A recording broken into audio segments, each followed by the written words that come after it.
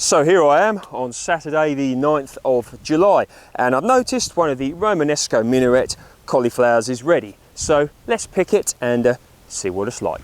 Right, really got to make sure you're keeping them covered.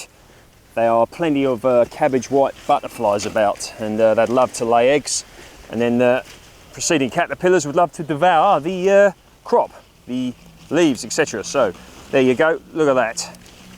Now that is what I refer to as a beauty.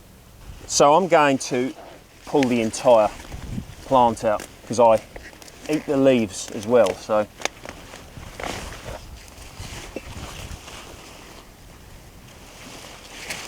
certainly a sturdy plant there.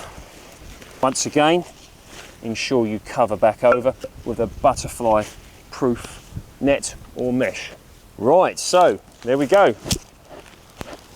Lovely head of Romanesco Minaret cauliflower there. So what I'd do, if I was going to say just harvest the head, I'd pull these leaves back.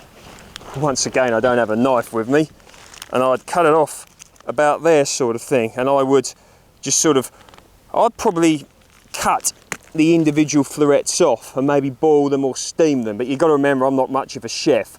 You know, boiling and steaming and eating straight away is the sort of thing I would do. So anyway, I'm going to probably cook this over the next 2 or 3 days. So I'll leave a few leaves on.